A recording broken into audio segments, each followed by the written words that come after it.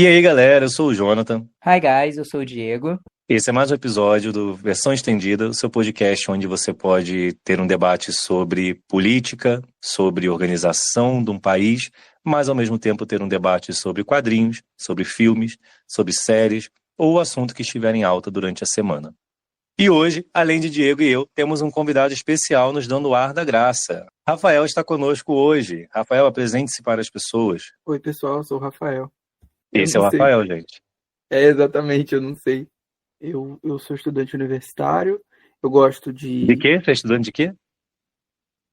química. Tá bom, sem piadola, eu faço direito, eu gosto de cultura de uma forma geral, meio nerd assim e tal, apesar de que eu não tenho consumido tanto ultimamente, mas eu tô aqui porque me disseram que ia ter um anão. Brincadeira. Eu vim aqui porque hoje o assunto me interessa muito e fui convidado, então, né? Não vou perder a oportunidade de ouvir o podcast na gravação, né? Além de tudo isso aí que o Rafael falou, ele antes, né, um pouquinho de tempo atrás, bem pouquinho de tempo atrás, foi meu aluno, né? Criamos aí essa conexão cultural, onde eu influenciei com livros, filmes, séries e etc. E agora estamos colhendo aqui essa participação. Questão de 2 anos, né, Rafael, atrás? Metade da minha vida atrás. Que metade da sua vida que também é pouco, né? Podemos dizer assim. Minha resposta é o silêncio. Falando em silêncio, Diego, sobre o que nós vamos falar hoje? Hoje nós vamos falar sobre aquele que foi expulso da universidade com menos idade do que a maioria das pessoas consegue ingressar nela, que caminhou à luz do luar por trilhos de que outros temem falar durante o dia, conversou com deuses, amou mulheres e escreveu canções que fazem os menestréis chorarem. Porém, que agora vive atrás de um balcão, cercado por silêncio e solidão. Hoje, no nosso episódio do Versão Estendida, nós vamos abrir as portas da pousada Marco do Percurso para poder conversar sobre uma das maiores obras de fantasia moderna, A Crônica do Matador do Rei, de Patrick Rothfuss. Vamos explorar a engenhosidade narrativa por trás do Nome do Vento, os mistérios de Lanri, do Chandriano e do Kitai, a poética escondida na forma e na fábula, e as verdades que se contradizem como nomes sussurrados no escuro. Porque, como diria Elodin, chamar uma coisa por seu nome verdadeiro é chamá-la para si. Lindo. Pena que foi Elodin que disse, né? Aí perde um pouquinho da beleza. Cala a boca, Jonathan. Cala a boca, Jonathan. Só para fazer coro. Ah, gente, pelo amor de Deus. Aí vocês vão falar que vocês têm esse grande apreço, amor pelo Elodin. Eu tenho. Ah, pelo amor de Deus. Elodin, minha casa está pegando fogo. Atravesse a rua e busque um pedaço de carvão para mim. Olhe para ele por 40 minutos e depois dê 30 voltas e me diga o que você achou. É pra ele Elodin, saber todos quanto... morreram. Mas o que é a vida? Mas não é assim que é todo professor de filosofia. E eu, hein? São de saco. Mas antes da gente entrar nos detalhes dessa obra, por que achamos ela tão importante, a gente precisa saber sobre o que é essa história. Conta pra gente, Rafael. As Crônicas do Matador do Rei são livros que vão narrar a história do nosso protagonista, o Quoth. Eu falo Quoth porque a pronúncia dos nomes desse universo ela é livre. Então, os livros eles vão contar a história do Quoth desde o início da vida dele, na trupe itinerante da qual ele fazia parte, até o período em que ele cursou a universidade com U maiúsculo, a instituição universidade. E nesse meio, e a história ela é contada de forma que ele está se lembrando, ele está contando a própria história para o cronista, que é um personagem muito importante, ele tem toda a jornada de aventuras dele por todo o universo, ou todo o continente, né, mais apropriadamente falando. Então, as Crônicas do Matador do Rei são isso. É o Quoth contando a vida dele até o presente momento, na pousada Marco do Percurso, que é onde inicia a história. Ou, dependendo do ponto de vista, onde ela acaba, como ele mesmo já disse. Seguindo então. Tendo estabelecido que nós vamos falar sobre uma das maiores obras de fantasia da contemporaneidade, temos o objetivo de estabelecer alguns paradigmas que nos levam a defender, e não só na maneira literária, mas também de maneira crítica, por que o Nome do Vento é a fantasia do tempo dele. Muito se discute sobre processos e obras de fantasia que vão ser trabalhadas ao longo de uma geração, duas, e que eventualmente vão marcar aquele período de tempo. Tolkien fez isso com O Senhor dos Anéis lá na década de 30, agora o Patrick Rothfuss faz isso com O Nome do Vento. E como muitas das obras memoráveis de grandes autores, elas só serão descobertas daqui a 50, 100 anos, quando alguém eventualmente revisitar essa leitura e descobrir o quão genial ela é. Então, com base nisso, vamos estabelecer primeiramente quando que a obra foi publicada, o que ela representa, quais as principais características dela e o que torna ela tão diferente das obras de fantasia normal. Afinal de contas, ela sai ali no final do período onde todo mundo estava escrevendo fantasia no início dos anos 2000. Por quê? Não só antes disso já acontecia, mas com a popularidade dos filmes do Senhor dos Anéis, de 2002 até 2004, muitos autores começaram a escrever fantasia ali nos anos 2000, o que fez com que a fantasia tivesse um grande boom dentro desse período. Então você tinha diversos livros contando as mais variadas histórias, saindo em grande número de editoras ao longo do mundo todo, como Ranger, A Ordem dos Arqueiros, As Crônicas do Mundo Emerso e, aqui no Brasil, Dragões de Éter, do Rafael Dracon. E é interessante a gente analisar que mesmo esse boom tendo passado um pouco, a produção de fantasia ela permanece em alta até hoje.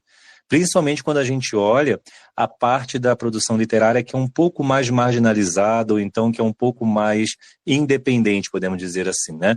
Com a questão da fantasia, como o Diego falou, sendo transposta dos livros para os filmes, e a gente tem O Senhor dos Anéis, tem Eragon, né, como ele bem disse, a gente tem a popularização das fanfics, né? E aí tem aquela questão das histórias paralelas que os fãs escrevem baseado nas histórias originais. Com isso, a gente tem a popularização dos autores independentes. E até hoje, a gente tem muita produção desse estilo, apesar de a gente poder entrar aqui numa discussão ou não, né, se esse estilo foi deturpado, se a gente tem hoje muito mais popularizado o chamado pornô de fada, né, que eu adoro essa expressão, para mim é uma expressão que resume muito do que é produzido hoje em dia. Rafael, você quer explicar para a gente o que é pornô de fada? Bom, o pornô de fada, ele é aquela história que é, para todos os efeitos, isso, né, rasa e, enfim, fadas e aquela vibe sexual desnecessária. Eu acho que, até com relação ao que o Jonathan falou sobre as fanfics, o pornô de fada é a fanfic que resolveu virar livro. E aí deu isso aí. E é engraçado, eu sei que não é o nosso tema, mas só para a gente fechar esse parênteses aqui, que esses pornô de fada eles vêm recheados de nomes complicados, né? Você vai ver, é um livro brasileiro, e aí ele tem um monte de nome complicado, ele tem uma ambientação no mundo de fantasia que pretende ser único, e quando você vai ver, é uma floresta élfica que você encontra em qualquer fantasia mediana, e é cheio, como o Rafael falou, cheio de nudez, e pretende ser aquele, como é que o pessoal chama? Tem o dark romance e tem o hot, né? Tem essa pretensão de, oh meu Deus, como somos sensuais, e quando você vai ver, é só vulgar mesmo, né? Mas eu só entrei nesse parênteses para poder dizer que esse boom da fantasia, ele vem se arrastando até hoje, mesmo que não esteja mais tão em evidência assim, na produção do mainstream literário, ainda está na produção da cultura, né?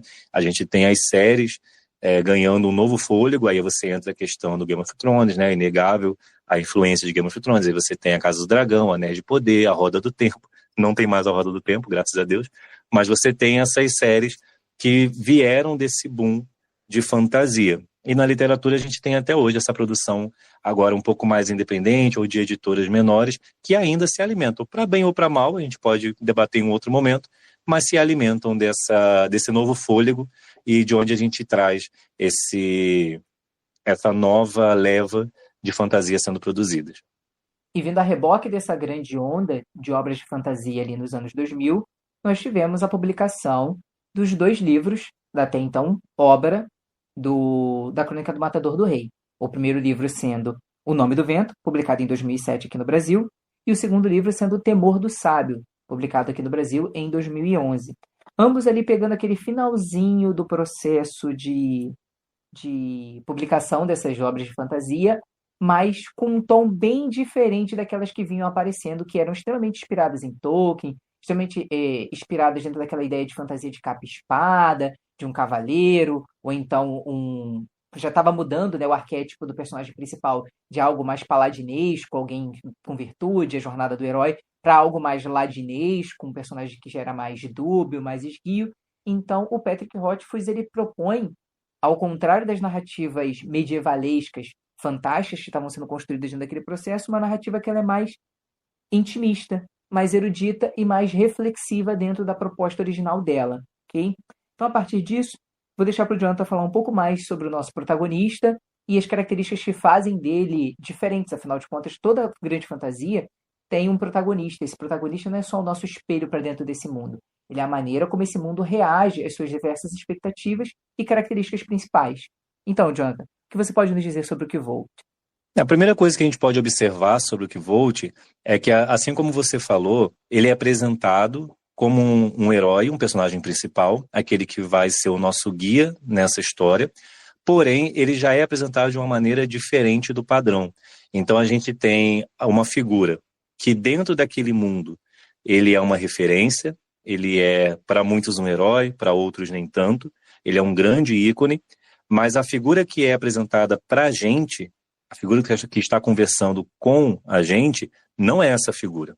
Ele é apresentado como um contraste. É bom avisar aqui que nós teremos spoiler, né, nesse episódio. Então, se você não leu A Crônica do Matador do Rei, nós não iremos entrar aqui com tantos spoilers assim, não vamos ficar aqui contando toda a narrativa do livro, dos livros, mas vamos falar, sim, sobre pontos essenciais da história. Então, se você não se importa, ok. Se você se importa, muta o episódio, deixa ele tocando em silêncio para a gente ganhar mais streaming, lê o livro e depois você volta para ter esse debate com a gente. Mas voltando aqui, o Kvolt, então, ele traz esse ar de um personagem dúbio, né? Como você falou, em vez de ser aquela figura do paladino, ele vem mais como uma figura do bardo. Talvez ele é uma figura um pouco mais duvidosa, tanto na sua moral, nas suas atitudes, mesmo quando a gente está tendo ali na história um Kvolt que é honesto, que tem bom coração, o jeito que ele conta isso pra gente traz um ar muito mais misterioso para a gente entender por quê. Você que não leu O Nome do Vento, a gente começa a história com um Kvolt mais velho, contando a sua história desde a sua infância. Então você está tendo ali uma narrativa dentro da própria narrativa, né? E isso traz para a gente a visão que o personagem tem de si mesmo. E é aí, inclusive, já dando aqui minha opinião, que eu acho que mora um dos tesouros dessa história, né? Quando nós olhamos para o Kvolt pelos olhos do próprio personagem e a gente vê como que a visão dele difere da visão do resto do mundo. E aí ele justifica isso pra gente em algumas falas, inclusive citações icônicas, né? Quando ele diz: as melhores mentiras sobre mim fui eu mesmo que inventei, né? Ou algo do tipo.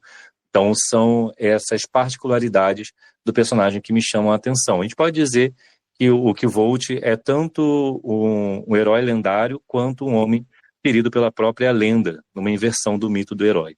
Você, Rafael, o que tem a dizer sobre o nosso protagonista? Olha, eu não sou tão poético quanto você ou o Jonathan, Diego, mas eu concordo. O Kvolt, ele é... E você observa na forma como a história é contada, em retrospectivas e lembranças, como o peso da história dele, como ele é obrigado a carregar nos ombros o peso de quem ele foi ou de quem ele ainda é, sabe? Eu gosto dessa característica do nosso herói.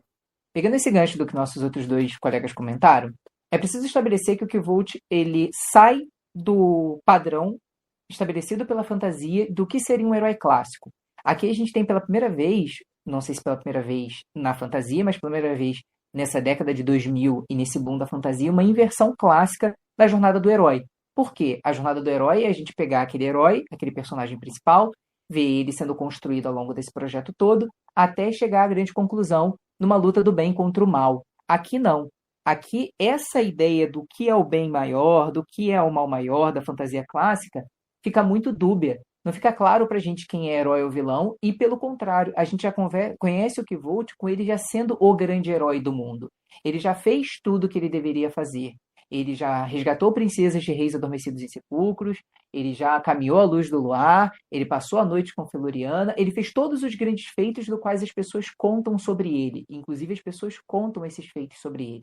Então a gente tem uma inversão clara da jornada do herói e uma construção que se desloca desse maniqueísmo básico para uma mitopoética, uma construção do próprio mito, uma construção da própria jornada. E a partir desse processo, a gente também tem o segundo ponto de convergência e de divergência do que faz o Kvolt, o protagonista, tão diferente, tão único. Ele é um contador de histórias.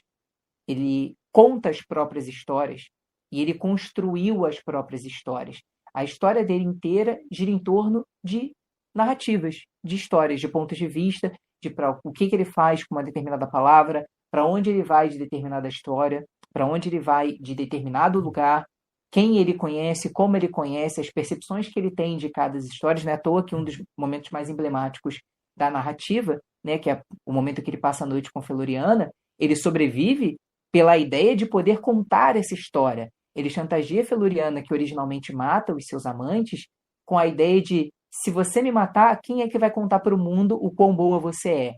Então a ideia de contar histórias está não só atrelada à ideia desse personagem principal, como isso é a base e a construção no qual o Patrick edifica a ideia dele. Toda a narrativa gira em torno disso. Uma grande mitopoética, uma grande história sobre contar histórias. Inclusive, esse é o gancho para o início de tudo, né?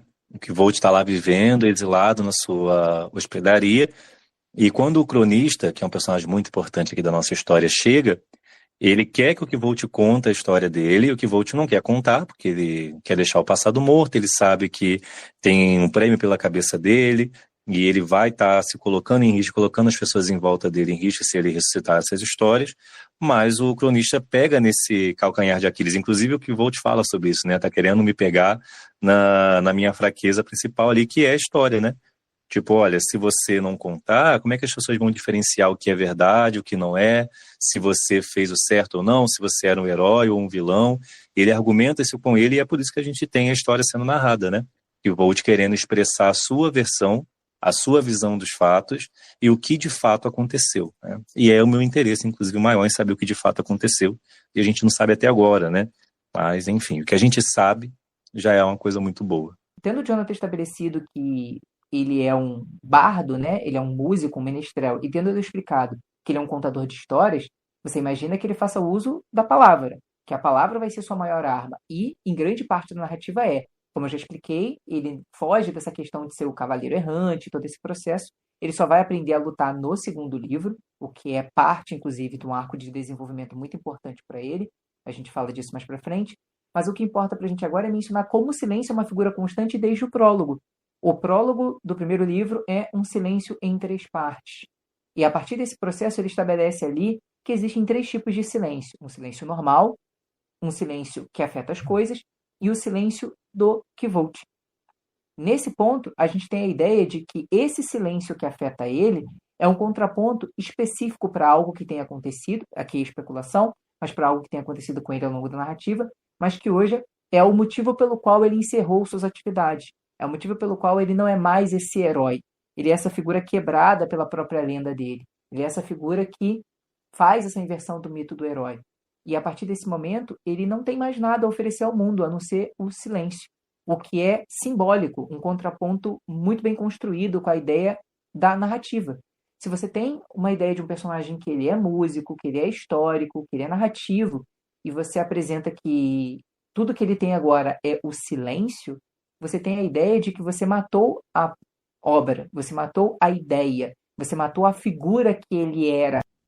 Dessa maneira, nós estabelecemos que a Crônica do Matador do Rei, ela se pauta em narrativas. A ideia de uma história sendo contada dentro de uma história. O Kvolt é o personagem principal, mas agora ele vive fora dos seus tempos de glória. Ele é um personagem que não quer mais aquela vida, que rejeita tudo que ela representa para ele e passa a contar a história de como ele se tornou esse herói lendário para o cronista. O que nos leva à concepção de que existem 3 histórias sendo contadas dentro da narrativa da Crônica do Matador do Rei. Ao mesmo tempo que nós temos a narrativa do Kvolt, herói, que é contada por ele para o cronista, que seria uma narrativa memorialística, né? uma coxa de retalhos de suas memórias, dos seus feitos, desde a infância, ali, desde antes da morte dos pais, até eventualmente chegar na taverna. Inclusive, isso é mencionado no livro, né? Que para ele é ali que a história termina. Você tem a história do coach taverneiro, que é contada no momento presente, que é a figura, a persona que ele assumiu enquanto taverneiro, enquanto dono da marca do percurso, a taverna hospedaria, e que está sendo contada para a gente através dos interlúdios, que são capítulos específicos que contam o que está acontecendo no momento presente, e uma narrativa de plano de fundo, que mostra para a gente que existe algo acontecendo no mundo. Criaturas vindo de outra dimensão, de outro reino, né? Que na concepção narrativa seria o reino dos encantados, tem atravessado cada vez mais para dentro do, do conceito do mundo humano, do mundo mortal. Uma guerra está acontecendo. Vários eventos, vários mini arcos e mini tramas são contadas para a gente através de pequenas passagens, comentários, ou então de inflexões que o próprio personagem faz sobre o atual estado do mundo. Inclusive, um adendo especial seria ele mencionar que o Patrick originalmente disse que a história do Kvolt seria um prelúdio, uma entrada para uma narrativa maior que ele queria contar dentro do mundo, né, dos quatro cantos da civilização. O que, eventualmente, a gente não sabe mais se vai chegar a ser por conta da dimensão que a narrativa do Kvolt vem tomando. E essa parte da narrativa dividida em três vertentes, ela é tão boa que supera um gosto pessoal meu. Eu não gosto muito, não sou fã de histórias em primeira pessoa. Esse é um ponto de convergência muito importante da minha amizade do Jonathan, que se mantém até hoje. Nós não gostarmos de história em primeira pessoa. Bem lembrado. A gente diverge em alguns assuntos, Elodie, Lena, mas em outros a gente converge, né? Além de não gostar muito de histórias em primeira pessoa, eu não gosto de narrativas que ficam indo e voltando no tempo, como acontece aqui, com o Kvolt contando as suas memórias, então a gente está acompanhando o que aconteceu no passado, e de repente nos interlúdios a gente tem algo acontecendo no presente. Eu não sou tão fã dessa forma de contar histórias. E, ao mesmo tempo, eu gosto muito da maneira que isso é feito nesses dois livros. Tanto que, quando a narrativa ela é interrompida, aquilo que está sendo contado no passado é interrompido para a gente ver o que está acontecendo na marca do percurso, isso não tira a minha imersão. E isso é pela forma que o Patrick vai construindo essa narrativa, a forma que ele vai trazendo realmente essa imersão naquilo que está sendo contado. Então eu acho legal que isso supera o meu não gostar, né? Não quer dizer que também, né, vou ganhar mais apreço por livros sendo narrados assim, mas mostra que quando você tem a competência do seu lado, quando você coloca em prática o que você quer contar da maneira correta, a forma com que você está fazendo isso acaba ficando um pouco em segundo lugar, né?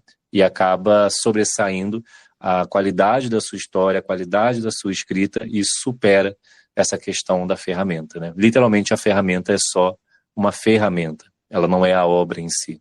Justamente através dessa narrativa que ele propõe, né, uma narrativa mais aberta, que você ao mesmo tempo está contando três histórias, isso leva uma tensão crescente entre o que é a lenda e o que é a realidade. Porque muitas das histórias do Kvolt são, assim, exageradas. De muitas formas são exageradas. Tanto que, numa determinada passagem, o cronista pergunta, né, se, assustado, né, com a velocidade com que ele aprende o código que o próprio cronista desenvolveu para contar a própria história, né, para fazer as narrações dele, ele pergunta se ele aprendeu a língua toda, uma língua chamada têmico, se ele aprendeu a língua toda em um dia. E o Kvolt fala que não aprendeu a língua toda em um dia, que nunca dá para saber a língua toda em um dia, né? Tipo, nunca dá para aprender tudo sobre uma língua. E aí só que ele diz que ele aprendeu boa parte da língua em um dia. O que mostra pra gente que sim, existem várias tensões entre o que é mito e o que é realidade no que diz respeito a ele. E isso nos leva ao ponto principal, porque o nome do livro é A Crônica do Matador do Rei. Se a gente parar para pensar, existe um termo para isso dentro da língua portuguesa e dentro da língua inglesa também, né? Em inglês seria Kingslayer, né? Regicida. Porque quem mata um rei é condenado por regicídio. Dentro do português, como eu já falei, chama-se regicida. Porém, em nenhuma das duas línguas o termo foi utilizado dessa forma. Em inglês, o termo é King Killer, o matador do rei. E em português foi traduzido de maneira literal, o matador do rei, Crônica do Matador do Rei. Então isso nos leva ao ponto de até que ponto que Volt ele é o herói que a narrativa está pregando pra gente. Ele parece extremamente atormentado por esse mundo caótico, por esse mundo que está pegando fogo, como diria o próprio Bast, né? Um mundo que está desmoronando, e aparentemente pelos feitos, ou com a ajuda dos feitos do próprio Kvolt. E isso nos leva a uma das passagens que, para mim, constrói bastante essa atmosfera do o que é que está acontecendo aqui e até que ponto isso vai continuar daqui para frente. Que é quando o cronista fala para ele que as histórias dizem assassino, não herói, falando sobre o Kvolt, né? Então as histórias que se referem a ele já começam a se referir a ele mais como alguém não tão certo assim, não mais como o herói que ele foi ou que as pessoas dizem através de mitos, através de contos, passagens, que ele possa ter sido. Então isso nos leva a esse choque entre a realidade narrativa, o que de fato está acontecendo, o que de fato aconteceu e o que foi construído em cima dessa narrativa. Qual a história que vai sair vencedora depois que toda essa história terminar? Porque existe uma diferença entre as duas histórias.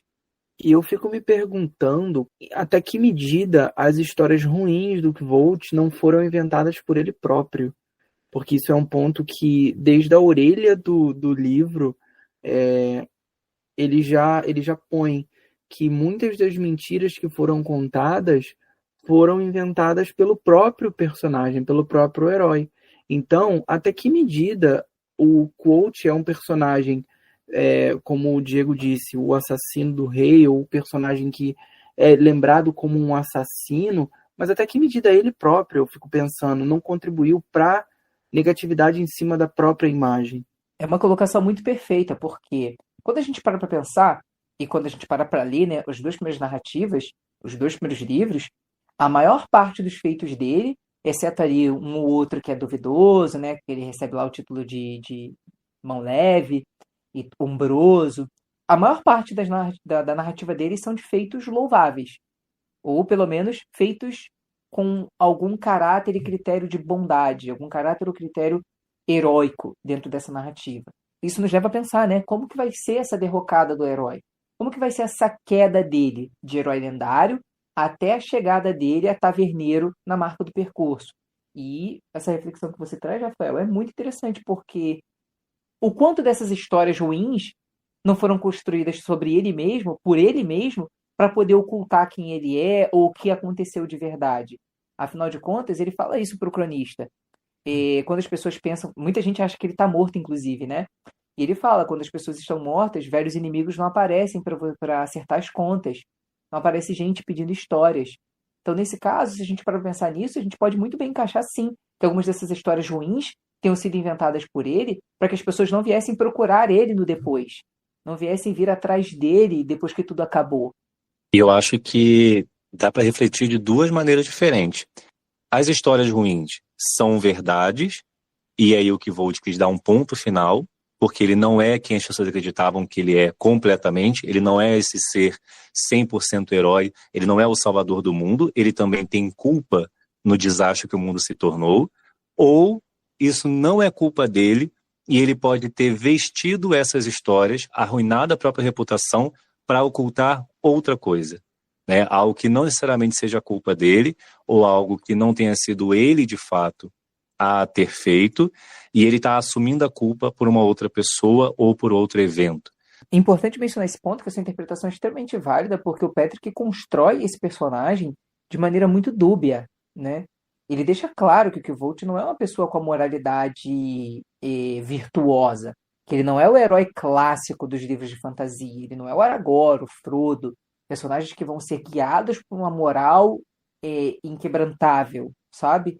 Pelo contrário, ele é uma pessoa que, se a gente pudesse colocar dentro de um eixo da moralidade, né, ele estaria muito mais neutro do que bom ou ruim, sabe? E isso é colocado no livro em escalas diferentes, né? Como você está falando da moralidade, das atitudes que ele precisa tomar. Ele foi expulso da universidade mais jovem do que muitos conseguiram entrar. A questão é, ele também trapaceou para entrar. E a gente tem uma escala maior que, em um dos momentos de fúria do Kvolt, onde ele, né, fica um pouco mais nervoso, o cronista se assusta e ele fala: essa é a face do homem que matou um anjo. Né? Então ele vê a fúria e o ódio no olhar do Kvolt e ele percebe, eu não estou lidando com um cara normal aqui. Então, assim, uma coisa é quando o herói fica enfurecido e aí ele exala coragem e bravura. O Kvolt não exala coragem e bravura, né? Ele exala medo para o cronista. Então tem essa escala das atitudes dele sendo colocada numa bússola que você não sabe muito certo para onde elas estão apontando. Não só o medo. Nessa cena em si, também há a forte presença do silêncio.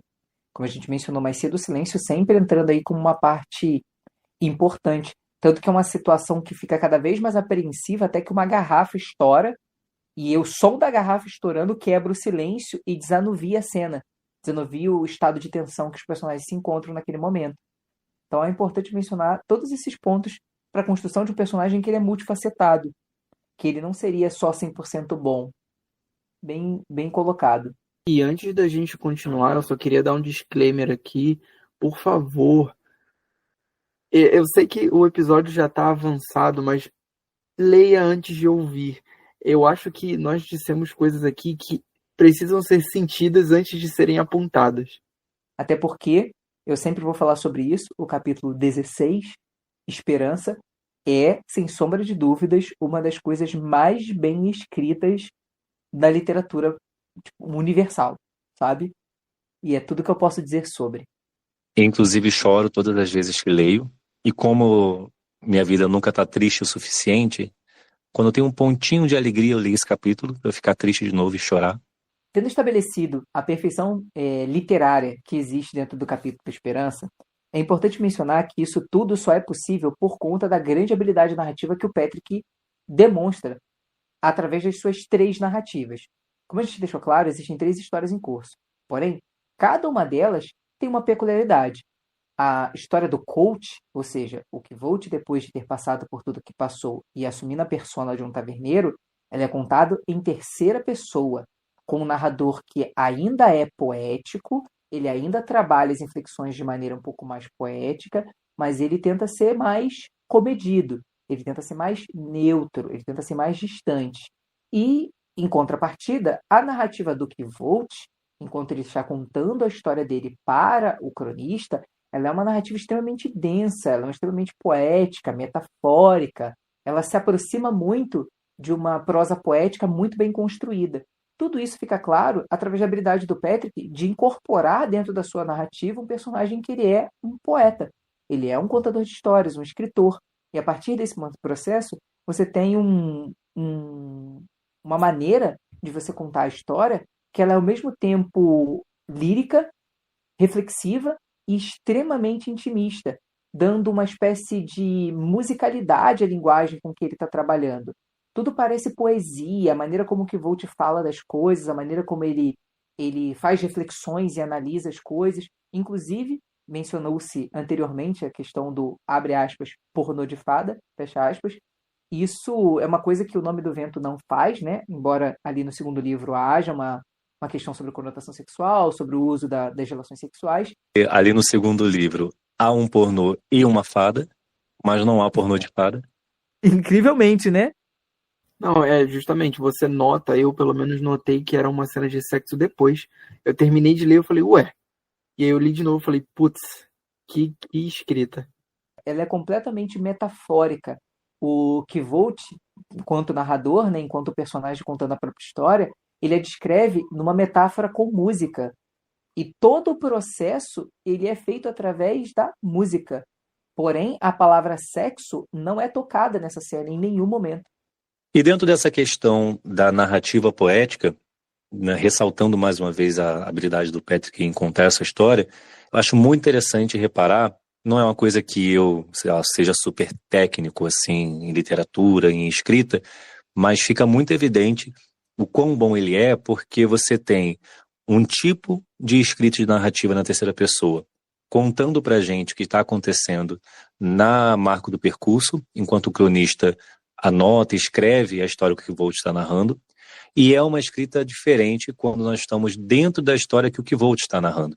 Então você consegue ter 2 escritas que são poéticas, 2 formas de contar a história que levam a gente à reflexão, mas em nenhum momento se confunde, né? Então eu acho muito interessante que quando é um narrador em terceira pessoa descrevendo tudo pra gente, há uma poesia, mas há uma limitação de até onde essa poesia vai.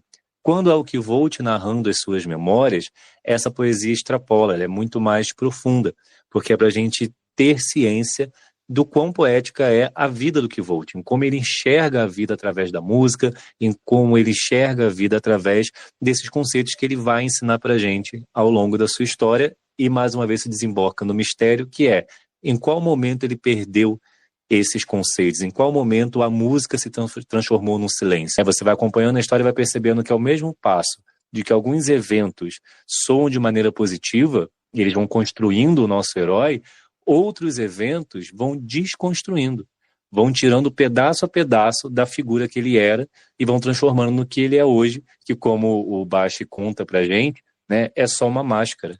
É uma máscara que ele escolheu usar para esconder quem ele realmente é. Então, essa forma de contar a história, não só através dessas três vertentes, dessas três histórias acontecendo ao mesmo tempo, mas através dessa escrita poética que só o Kvolt pode trazer dentro da própria história. É importante estabelecer aqui que temos falado bastante do Kvolt como peça central, porque, querendo ou não, ele é o personagem principal. O Patrick, ele é muito hábil em criar personagens de maneira extremamente bem construídas, de formas extremamente densas, o que faz com que cada personagem dentro dessa narrativa seja um microcosmo único. Cada um deles tem uma própria narrativa, tem uma própria história sendo contada de maneira bem superficial, à medida que o Kvolt vai conhecendo eles e vai entrando dentro da história deles. Por exemplo, todo o círculo de amizade do Kvolt tem narrativas muito próprias, muito particulares acontecendo ali. E essa construção de personagens se entrelaça de maneira muito perfeita à trama.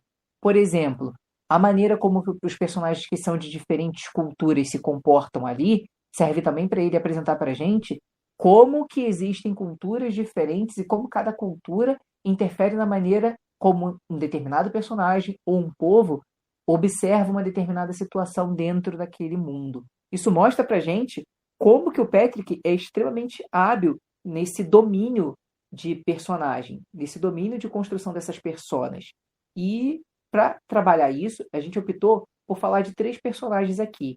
Incrivelmente, todas as 3 são personagens femininas, mas eu acredito que isso também seja um ponto positivo para o Patrick, porque é comum que muitos escritores não saibam trabalhar o gênero oposto, construam personagens femininas extremamente rasas. Aqui a gente está dando um salve pro autor de Naruto, né? Ou então o oposto, né? Personagens extremamente estereotipados, caricatos, e por aí vai. Então, nesse caso, nós listamos 3 personagens para poder falar sobre e que exemplificam bem como seria essa construção de personagem mais densa e mais profunda, até porque todas as 3, em algum nível, estão entrelaçadas diretamente à construção e evolução do Kvolt enquanto personagem principal. Sobre personagens que têm conexão com o nosso herói, o Colt, eu acho que a primeira, sim, que vale a pena ser citada é a Auri. A Auri é uma personagem que habita o ambiente da universidade e ela é uma personagem que é caracterizada por ser, para todos os efeitos, e vai ser engraçado para os ouvidos de quem já leu, lunática. Ela é uma personagem que ela é completamente introspectiva, ela é interpretada como alguém neurodivergente ou alguém que passou por um trauma grande e se torna aquela figura misteriosa e frágil. Ela é uma personagem tão importante para o desenvolvimento da história, por mais que quando você lê rápido você corre o risco de passar por ela e não observar as nuances da personagem, a sutileza que a personagem representa, principalmente com seu silêncio, num universo em que tudo gira em torno do silêncio ou não. Ela é uma personagem tão importante que ela ganhou um spin-off, A Música do Silêncio, um livro que foi lançado pelo Patrick depois, que acompanha a rotina da Auri naquele microcosmo que ela criou ali, o universozinho dela. Ela é uma personagem que habita o subterrâneo da universidade, mas que rotineiramente ela sai daquele universo seguro em que ela criou para ouvir o nosso herói cantar.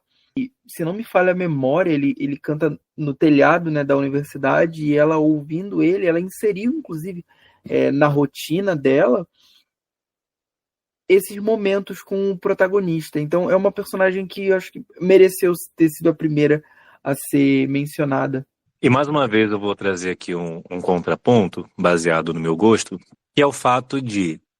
É uma linha muito tênue entre personagens que são nesse arquétipo da Auri, né, como o Rafael falou, um personagem misterioso, às vezes afetado por uma falta de memória, ou por um trauma, ou então por alguma questão mágica, e aí você não sabe muito sobre aquele personagem, e ele mesmo aparenta não saber, ou fica fazendo mistério, né? E aí é uma linha muito tênue entre isso se transformar em algo chato, enfadonho, ou então redundante, e que não acrescenta muito à história, e isso se transformar numa ferramenta que você leva o protagonista a aprender, a refletir. Essa reflexão passa dos personagens para o leitor, e com isso a história tem muito a ganhar, além do mistério ser interessante. E a Áurea eu acho que é essa segunda opção. Para mim ela é um espelho do personagem do Elodin, em certos aspectos, né, o professor do Kvold, que lida ali com a questão da nomeação, o perigo de mexer com a nomeação. A gente tem essa questão de que a magia no mundo de O Nome do Vento, ela é algo muito delicado, muito significativo, ela não é algo banal, né? Inclusive a gente vai falar um pouco mais pra frente sobre o sistema de magia desse universo, mas especificamente a questão da nomeação, de lidar com o verdadeiro nome das coisas, é sempre colocado na história como algo que ao mesmo tempo é fascinante, é muito perigoso.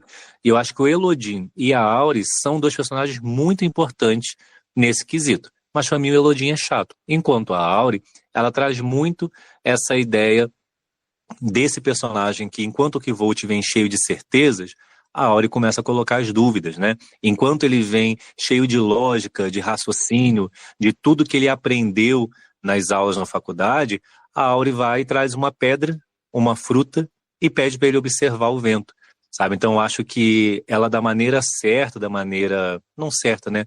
Mas de uma maneira eficaz, ela faz com que o protagonista enxergue as coisas por um outro ângulo, e mesmo assim a gente fica o tempo todo com uma pulga atrás da orelha de quem que é a Auri, para que ela está ali, por que ela está e onde a história vai levar ela. Eu gostaria de registrar aqui o meu repúdio ao comentário: o Elodin é um chato, ou qualquer coisa negativa ao prezado professor. Então, nota de repúdio é seguida aqui. Vou seguir o voto do relator. Resta saber se a nota de repúdio de vocês vai ser publicada, né?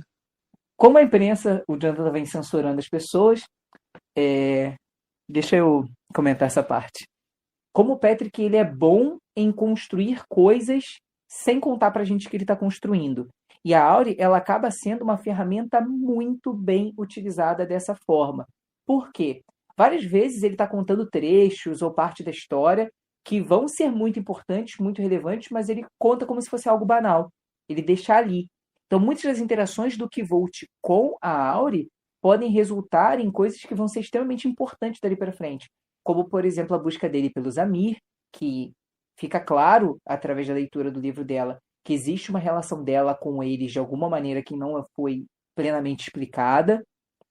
E essas coisas que ele tem, porque lá no início do livro mencionam que ele tinha vários objetos, que ele tinha uma chave que abria qualquer porta, se eu não me engano, que ele tem a capa que permitia ele voar, e depois a gente percebe que na verdade não, a capa já apareceu na história. Então alguns desses elementos que ela entrega para ele são mais do que meros artifícios dessa conversa deles e sobre essa reflexão que ela traz para ele. Todas as interações dele com ela, querendo ou não, mergulham cada vez ele mais dentro da própria narrativa. Como, por exemplo, em uma das passagens dela, ela menciona a questão da lua, né? E nós, para quem leu O Nome do Vento, sabe o quanto essa passagem em específico, essa questão da lua em específico, tem um peso, tem uma dimensão maior do que deveria dentro da narrativa. E a Áurea, ela acaba sendo uma figura diferente da figura da Dev, né, que é uma outra personagem feminina também. E ela já é uma ex-aluna da universidade, assim como a Auri, porém, ela é trabalhada de uma maneira diferente, né? O Kvold encontra com ela porque ele está precisando pegar um dinheiro emprestado, e ela é essa figura que trabalha ali com, vamos botar assim, como um agiota, e ela é uma figura temida, é uma figura que os amigos dele ficam chocados quando descobrem que ele foi visitar a Dev, e a gente descobre na hora que é uma mulher, assim como que Volt, e ele se surpreende com isso, né? Por ela ser mulher, por ser mais jovem do que ele achava, por ser bonita, né? Por ser sedutora. Então já traz esse baque de desconstruir um estereótipo. Acho que é a escrita brincando um pouco com a gente, né? Do tipo, não era isso que você tinha imaginado quando pensou em alguém que amedronta, que empresta dinheiro, que se você não devolver você está em apuros, né? Você constrói uma coisa na sua cabeça e o livro te apresenta essa figura feminina. Então ela traz essa questão da ousadia, inclusive pelo fato dela ser uma estudante que foi expulsa da universidade, justamente por ter sido considerado, nas palavras dela mesmo, né, alguém que os professores não conseguiam controlar. Então a gente vê aí as camadas, né, como eu dizia a famigerada página do Facebook, né, puta crítica social aí do Patrick Rothfuss em cima da Dev, né, da gente trazer essa figura feminina que é transgressora, que traz essa ideia de ser selvagem no bom sentido, de que talvez a gente observando, conforme ela vai contando a história dela, conforme o que Volt vai convivendo com ela, eu principalmente paro para pensar, ela não seria essa Dev, ela não teria um potencial se ela tivesse sido, assim, entre aspas, domesticada pelos professores, né? Acredito que ela ter sido expulsa da universidade talvez tenha sido o melhor para ela, apesar da gente ver na história que ela tem ali, ela tem alguns remorsos, principalmente aos privilégios que ela perdeu sendo expulsa da universidade, acessar o arquivo, né, a grande biblioteca da universidade, o conhecimento que ela tanto preza. Então, apesar disso, ela mesma encara que a universidade não era o lugar dela, né? E ela se mostra, inclusive, uma grande oponente do que Volt, né? Ela é apresentada de maneira antagônica e ela consegue superar o que Volt num duelo direto. Isso mostra pra gente, mais uma vez, né, como o nosso protagonista é bem construído, que ele não precisa ser o melhor em tudo. Ele não é o protagonista que vai vencer todas as lutas, por, sei lá, menores que elas sejam, entre aspas, nesse caso.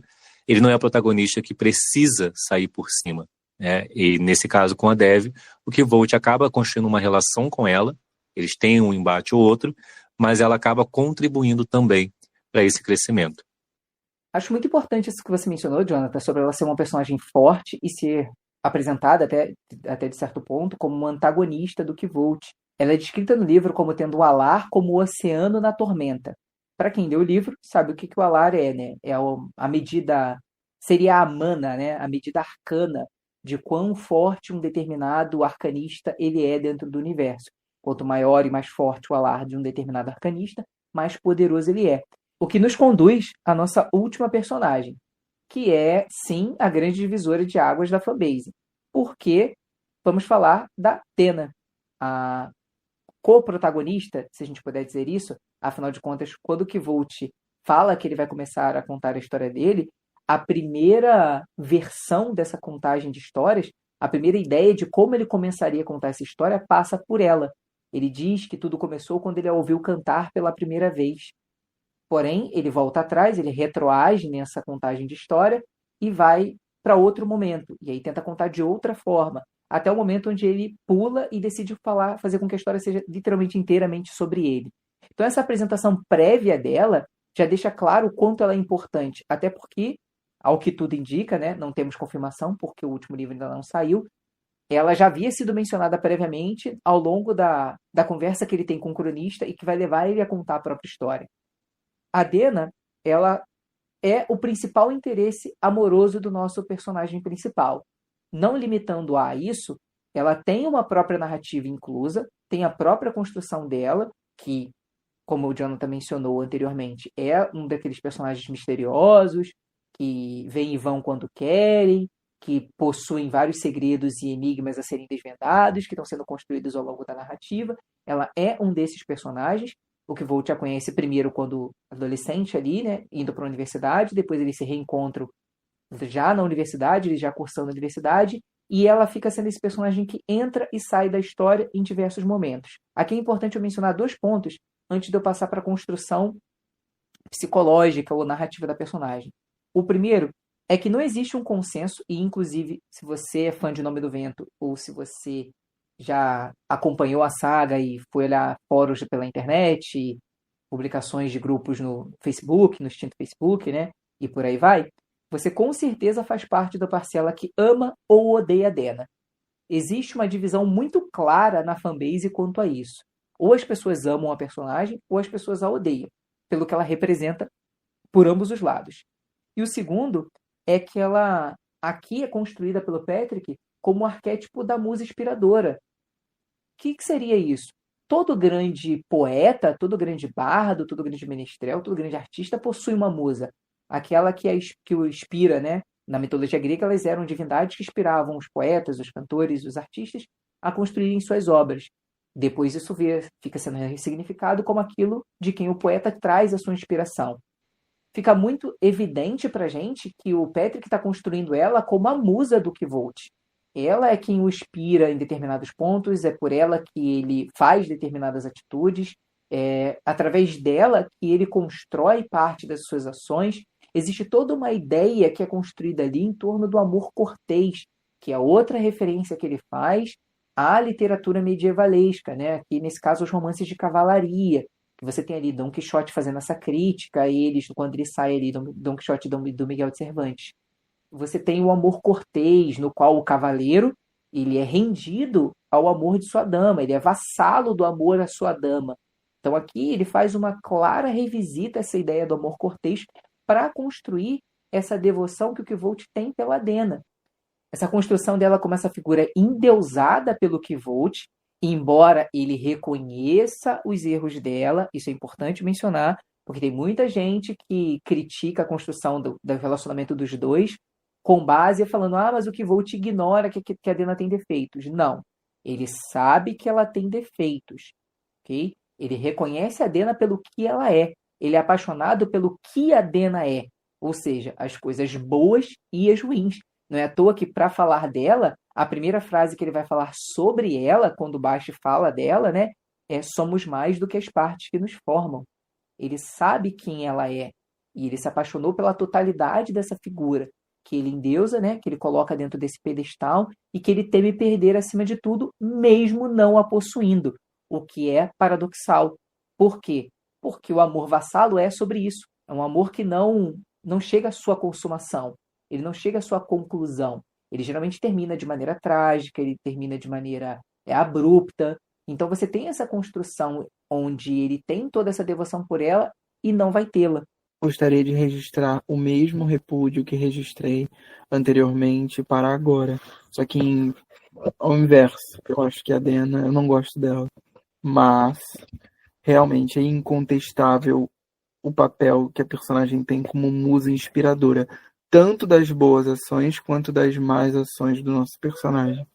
Eu fico no meio do caminho porque eu gosto muito da Dena, eu gosto dela como personagem, eu gosto da construção.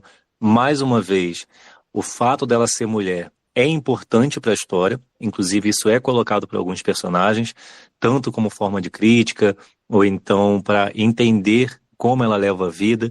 Isso é colocado de que uma mulher sozinha no mundo precisa fazer o que é necessário para sobreviver, que ninguém pode julgá-la. Então muitos personagens se questionam sobre isso, até um pouquinho mais do que o Kvolt. Eu gosto muito da forma que ela é colocada ali e da personalidade mesmo, eu gosto da personagem. Porém, tudo que é relacionado a Kvolt e Dena me faz revirar os olhos. Eu não gosto, não comprei o casal. Eu concordo com tudo que o Diego falou, concordo com a questão dela ser ali o símbolo da inspiração dele, ela é a musa inspiradora, e isso, junto com outros elementos da história, faz a gente se questionar de que talvez por isso a poesia do Kvolt tenha morrido, talvez por isso a música dele morreu, por ele ter perdido a sua musa inspiradora. Tem muitas questões envolvendo esse casal, e eu concordo com tudo que ele falou, mas, particularmente, eu não comprei esse casal, e essa é uma das minhas dificuldades dessa minha idealização do final da saga. Eu imaginar onde vai descambar essa história de amor para que eu a compre como um dos motores da narrativa, né? Não o principal, porque essa narrativa não se resume a um ponto, a um tópico, mas é inegável que o relacionamento Dena e Kvolt é um dos principais motores dessa história. O Kvolt, como o Diego disse, ele faz questão de deixar isso claro quando ele cogita começar a história por ela. Então, ela é o motivo de tudo, ela é o motivo dele ter chegado onde chegou. Então, eu ainda estou esperando o momento que vai me fazer comprar essa motivação. Porque de tudo que foi apresentado até agora, independente de eu ter gostado ou não dos dois enquanto casal, para mim tem muito mais elementos dentro dessa história que tem um peso maior. Para mim tem muito mais acontecimentos que conseguem ter mais motivação, ao meu ver, do que o amor do Kvolt pela Dena e vice-versa, que, assim, é claro, a gente está vendo a história sendo contada pelos olhos do nosso protagonista, mas essa balança para mim está claramente desequilibrada, né? Eu não vejo todo esse desespero aí equilibrado entre o casal, não. Mas, mais uma vez, a gente não tem acesso aos pensamentos da Dena, a gente tem acesso ao mistério que ela causa no Kvolt. Então eu estou esperando chegar um momento na história que está sendo contada pra gente, onde eu paro e pense, ok, agora sim eu comprei esse amor, ser o motivo dele ter atravessado as portas de pedra, talvez, ele ter ido atrás da sua amada para além da morte, ter tentado trazer de volta o desejo do seu coração, ter matado um anjo para mantê-lo. Tudo isso que é falado no começo e faz a gente ter uma ideia de que realmente ele moveu céus e terra para ter a Dena de volta, e a gente sabe que não teve, ou pelo menos não conseguiu mantê-la, né? Então eu tenho a curiosidade de querer saber o que aconteceu, mas tenho um pé atrás de que esse pode ser um dos únicos pontos que não me satisfaça no final da leitura, sabe? E não por ser ruim. Eu também não considero o maior feito da história, mas não por ser ruim, e sim por eu não ter comprado essa relação dos dois desde o começo, desde que ela é apresentada. Eu gostei muito da personagem, mas realmente não é pra mim esse casal aí não. Inclusive, shippo muito mais o Kvolt com a Feyla do que com a Dena. Eu sei que não tem tanta relevância, mas prefiro muito mais assim. Tem relevância nenhuma, porque a Feyla já tá namorando outra pessoa nessa parte do livro. Sim, sim, isso que eu tô falando, tipo, não é como se, seria melhor que ele ficasse com ela, não é isso o caso. Mas é que realmente não bateu pra mim a química de Kvolt e Dena. Inclusive as cenas que eles estão sozinhos Deixa eu... nos dois livros, e me traz um cansaço legal. Eu acho que sim. É importante mencionar esse ponto que você falou, porque eu acho que eles não foram construídos como um casal. Sabe o que eu acho que... Perdão, eu falei muito eu acho. Eu acredito que essa construção do casal sofreu daquela vertente que nós sabemos, né? O pessoal que acompanha a obra e tudo mais, chegou à conclusão, né? Leu, percebeu, o Patrick já falou uma vez que a ideia era ser um livro só, que ele nunca pretendeu que a Crônica do Matador do Rei fosse em 3 livros, porque, como eu falei, e deixei claro no início, né? Ele pretendia que o Kvolt, que a história do Kvolt só servisse de pano de fundo para ele poder começar a contar uma história maior dentro do universo que ele criou, que seriam os 4 cantos da civilização. Eu acredito que nessa transposição de 1 para 3 livros que vem acontecendo, ele teve que espaçar essa construção deles enquanto um casal. Porque eles não são um casal. Se a gente parar para ler os 2 primeiros livros, em nenhum momento eles agem como um casal, e em nenhum momento há uma relação amorosa entre os dois. Pelo contrário, há a relação vassala do Kvolt para com a Dena. Óbvio, existem algumas inflexões dentro da narrativa que dão a entender que ela sente algo por ele também. Isso fica claro ali num diálogo dela com ele no quarto lá em cima da hospedaria. Isso fica claro depois quando eles estão lá próximo à cidade de Trebon, acampando lá na floresta, fugindo do Dracos. Fica claro em algumas narrativas que estão sendo contadas ali. Mas eu acho que a construção deles como casal que você está trazendo, né? Eu acho que não chegou a acontecer, sabe? Eu não vejo isso sendo colocado em tela, por assim dizer. E é justamente essa a minha questão, sabe? Tipo, quando a gente para analisar onde a história pretende chegar, ou que pelo menos a gente supõe, porque é claro, a gente não teve os fatos narrados, mas assim, os apontamentos que a história traz, independente vamos botar assim, da forma que essa relação tome, ou que ela consiga chegar, eu tenho essa dificuldade de enxergar ela com o peso que a história dá para ela, ou que no caso mais especificamente que o Kvolt dá para ela, né? Então, inclusive você falou desses fatos, tem a parte que o Kitai fala para ele, né? Quando ela apanha e ela desmaia, ele fala, a última coisa que ela pensou foi em você e tudo mais, dá esse peso de que sim, os dois são importantes um para o outro, E aí a gente tem as interpretações, como você falou, né? Não como um casal, no estereótipo casal, não no amor romântico simplificado, né? Tem todas essas implicações filosóficas que você trouxe. Mas mesmo assim, com todo esse cuidado para analisar as entrelinhas da história, eu ainda fico esperando um pouco mais de entrelinhas, esperando um pouquinho mais de história, para que eu olhe e tenha o mesmo peso do resto dos acontecimentos. Não todos, é claro, a relação com a Diana ali tem muito mais peso do que boa parte do livro. Mas eu fico pensando que quando o cronista fala do jeito de Kvolt, quando o Kvolt fala que tudo começou quando ele ouviu ela cantar, quando as suas vozes se misturaram, quando ele foi atrás do desejo do seu coração e tentou mantê-lo, isso traz para mim uma ideia de que eu vou comprar essa motivação. Em comparação, por exemplo, à história do Lanry e da sua esposa. Quando o Kvolt ouve essa história, aquela ali eu compro e eu não acompanhei eles por mais de 4 páginas, sabe? Eu consigo ouvir aquela história que o Scarpe está contando e, inclusive, me emociona muito. Gosto muito da parte em que ela traz ele de volta à vida com o som da voz dela. É muito poético, é muito profundo e eu fico pensando, eu compro o Lanry ter ido atrás da esposa dele através das portas de pedra, sabe? Ele cruzou as portas de pedra, ele cruzou a morte para tentar trazer a esposa de volta e não conseguiu. Esse espelhamento com que o Kvolt possa ter feito num passado próximo aí que a gente ainda não viu, esse espelhamento para mim tem mais peso dramático e com personagens que eu nem conheço tanto, sabe? Então esse é o meu ponto. Não é que eu ache ruim, porque eu realmente não acho. Só que eu acho que nesse contexto, como você falou, pode ter sido prejudicado pela mudança de planos, né, de estender a história, ou então é uma proposta que eu não consigo compreender 100%, mas Dena, ótima personagem, gosto muito. Toda vez que ela aparece, é esse misto de sensações, porque eu gosto da forma que ela é misteriosa, gosto da forma que ela é independente e, ao mesmo tempo, a gente vê as fragilidades da personagem e a forma que ela lida com essas fragilidades, apesar dela não contar muito para o Kvolt e, consequentemente, a gente não saber muito, o pouco que a gente sabe dá para perceber o quanto é uma personagem complexa. E nesse ponto, inclusive, é um daqueles pontos que todo livro tem isso, toda história tem, e às vezes as pessoas não sabem apreciar. São pontos que talvez eu não precise saber. E eu nem tenho tanta vontade, sabe? Não tenho tanta vontade de saber a história da Dena, de onde ela veio, por que ela se transformou nessa praticamente uma andarilha. Eu não quero saber, sabe? Eu tenho interesse pelo mistério que ela evoca, pela áurea que ela traz, pelos sentimentos que ela desperta em todo mundo, e ok.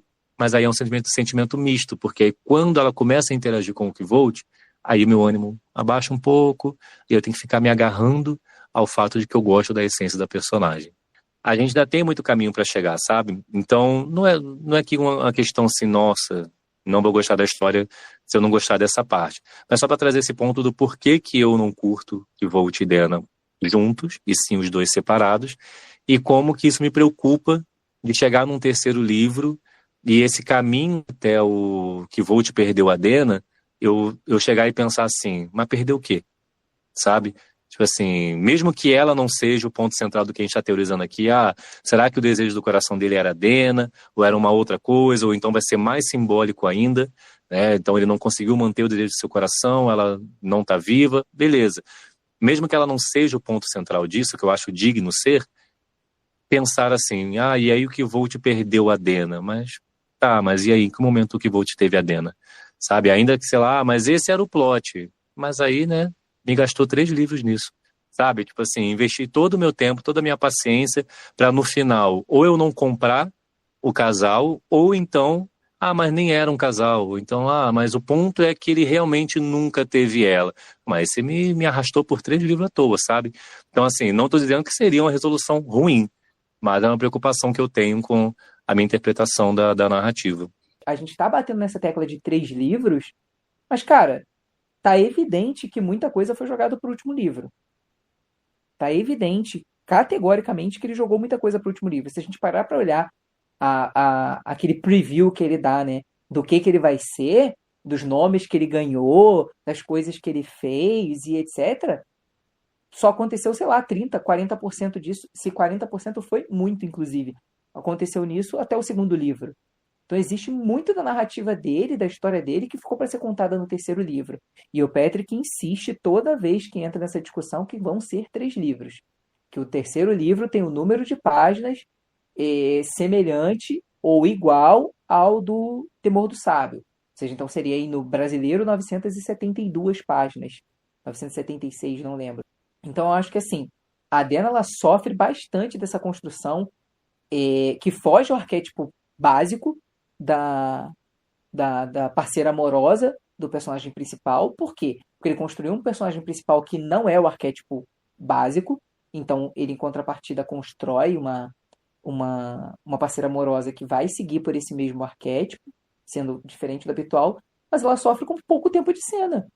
Eu concordo com gênero, grau e número do que o Diego falou sobre a sensação de naturalidade com relação ao relacionamento dele com a Dena e a percepção da Dena como personagem na história, que, de fato, quando ele tá lá na taverna, já na região da universidade, ele ouve ela cantar, tem aquela sensação do Dena.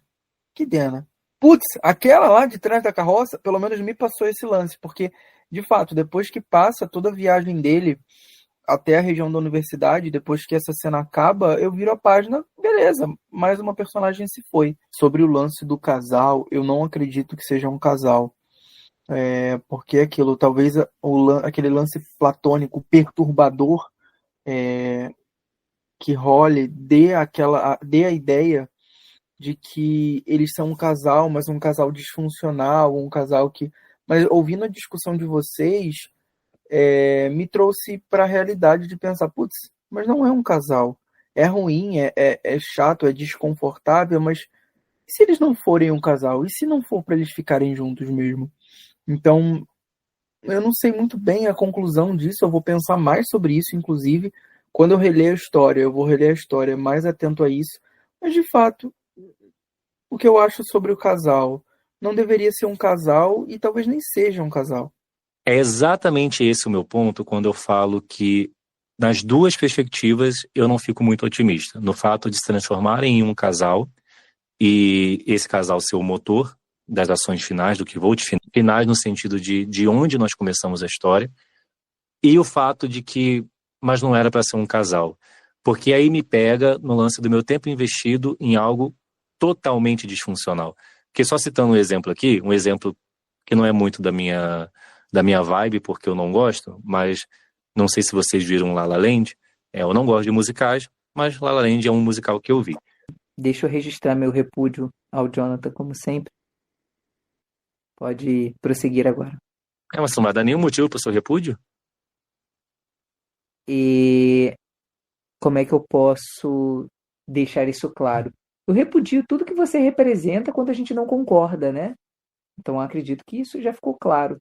A questão é, eu dei o exemplo de La La Land por quê?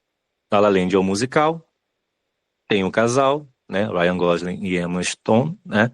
E aí você tem uma história romântica, se conhecem, se apaixonam, vivem um romance, e você começa a ver os problemas desse romance, e quando você chega no final, eles não terminam juntos.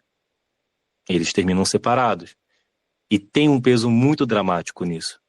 E ao mesmo tempo, eu senti meu tempo desperdiçado por ter visto um musical? Sim.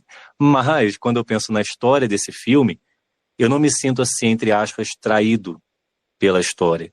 Porque eu investi tempo nesse romance, que era um romance, mas se transformou num romance disfuncional, e no final os dois personagens entenderam que era melhor ficarem separados, a narrativa me contou essa história, e eu comprei essa história.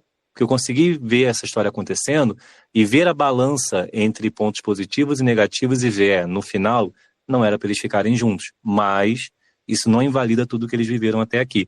Então esse é o meu medo desses dois desfechos possíveis, que no caso não são os únicos, né? Mas dentro da teoria que a gente colocou aqui, principalmente aqui eu trouxe, do desfecho de Dena e Kvold enquanto um casal ou um não casal, sabe? Dessa questão de ou vai ficar junto e aí eu talvez não sinta força suficiente, porque como o Diego falou, é um desenvolvimento em 2 livros, mas que no segundo ela aparece bem pouco, e aí a história anda, mas nós estamos ainda a passos curtos, né? Ou mas na verdade era uma idealização e o amor platônico e é disfuncional, eles não vão ficar juntos e eu pensar, tá bom, né? Então, acompanhei isso tudo aqui pra quê, né? Enfim, só pensei aqui no La La Land como um exemplo para trazer essa questão do que eu queria dizer com não tem problema não ficarem juntos no final ou não serem um casal. Mas é a questão de como que isso foi construído ao longo de 3 livros, sabe? Eu gostaria de registrar agora o meu repúdio. Eu acho que, mesmo que eles tivessem terminado juntos, você ainda assim teria perdido seu tempo. Não, isso aí é um sentimento que eu não voltei atrás, né? Perdi meu tempo assistindo musical. Cala a tua boca, Rafael. Pelo amor de Deus, sei nem o que tu tá fazendo aqui nesse episódio. Mais um. Rafael, ele gosta de musical. Né. Ridículo. Eu acredito que sim, eventualmente vai ter essa construção deles enquanto um casal, ou pelo menos alguma relação disso vai existir. A história dos dois, né, tanto do Kvolt quanto da Dena, começa a convergir a partir do segundo livro, quando os dois começam a se entrelaçar dentro do Chandriano.